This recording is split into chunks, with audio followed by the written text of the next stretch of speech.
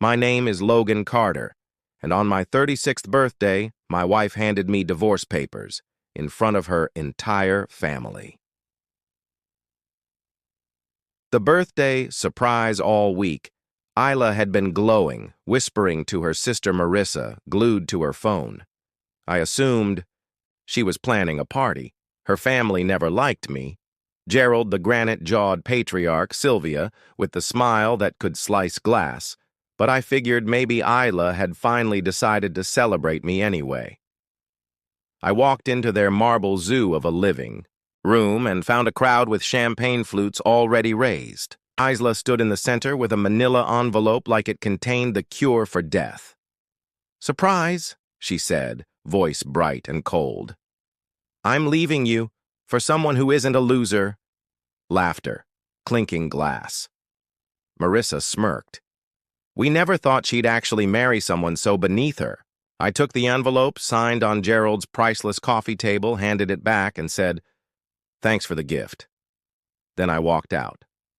The silence that followed me was better than cake. Plan B and whiskey. I ended up at Murphy's, a dive where the floor sticks and nobody asked questions. By my third whiskey, the humiliation had cooled into something sharper.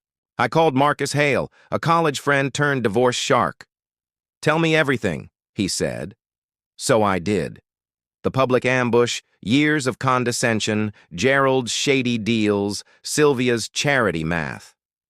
When I finished, he whistled. "I've never had this much ammunition on a first call. Be in my office at 9. At 9 a.m., sharp the next morning, Marcus slid a packet across his desk. "Counter petitions filed. We're not playing defense." He told me to withdraw my legal half of the joint account.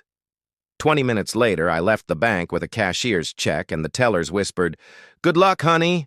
I rented a storage unit, moved my things, and that night backed up our cloud photos, where I found the folder labeled Q4 reports. It wasn't work.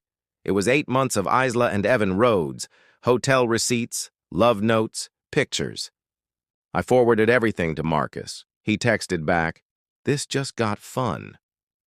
Building a life, mine. I found a fourth-floor walk-up in the Arts District with creaky floors, a balcony the size of a pizza box, and a landlord named Mrs. Chun who asked only, "Can you pay? Do you blast music after 10? I furnished it with pieces I loved, my restored coffee table, a scuffed leather chair, started running, joined a real gym, and called my old roommate Ryan, whom Isla had banned for being immature. He showed up with greasy pizza and cheap beer that tasted like freedom. Marcus kept me updated. With the affair documented, alimony was a fantasy. Gerald's investors were skittish. Then Noah Bennett, an old classmate now at a major fund, told me over coffee his firm had just pulled out of a very familiar downtown project for irregularities. I didn't gloat. Much. Marissa texted out of nowhere. Evan dumped Isla when Dad's influence couldn't get him a promotion. I screenshotted it for Marcus and hit delete. Ghosts at the window on what would have been our 3rd anniversary, Isla. Texted, "I miss your stupid jokes. I was wrong. Please talk." An hour later, she sat in her white BMW in my lot, staring up. I closed the blinds and went for a run. Growth sometimes looks like refusing the invitation to someone else's drama. Weeks passed. Then 3 soft knocks. Isla stood on my doorstep in my old hoodie, thinner, hollow-eyed. "I know I don't have the right to be here," she whispered. She didn't. But I'm not a monster. I let her crash on the couch and made coffee. Between broken sentences, the story spilled out. Evan had been siphoning Gerald's insider info.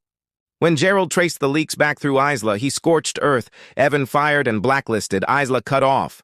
Her friends ghosted. She'd been sleeping in her car for 3 weeks. "You can stay tonight," I said. "Tomorrow, you figure out your next move." Her phone rang. Gerald. She put it on speaker. The great man sounded desperate. "Sweetheart," he began, corporate euphemisms doing heavy lifting. "We've had setbacks. Investors are cautious. Do you still have Logan's contact? He might know people. I nearly choked. The man who'd called me average at best wanted introductions. Dad, Isla said. Logan's here. Silence. Then forced joviality. Logan, son, how are you? Fantastic, I said. You need a restructuring expert. Call Harper Quinn. Tell her I referred you. Harper and I had been casually seeing each other, a brilliant consultant allergic to pretense. Later, she laughed when I warned her Gerald would call. Oh, I'm taking that meeting, she said. For the anthropology, clean cut 2 months. Later, the divorce finalized. No alimony, assets tilted my way, no loose ends. I walked out of the courthouse grinning like someone who'd been pardoned. Marcus clapped my shoulder. Textbook. Also, Harper met Gerald. Told him he'd need a miracle and a time machine. Investors aren't calling back. Harper told me the best part over dinner. As he left, Gerald muttered, I always knew that boy was too good for my daughter. 6 months too late, but I accepted the thought. I bought a modest craftsman with a garage for my restoration work and a yard for Baxter, a shepherd mix with one floppy ear and unconditional enthusiasm.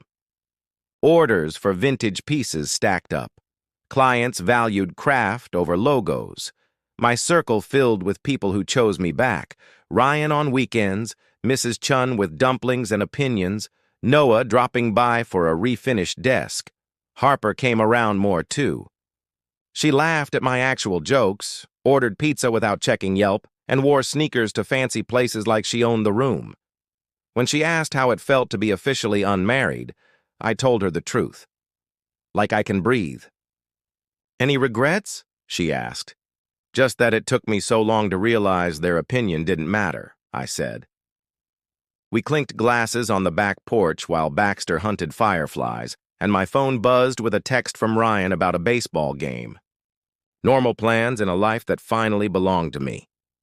6 months earlier, I'd been the punchline in a marble room, signing papers while people cheered my humiliation. Turns out, it was the perfect birthday gift, just not the way Isla intended.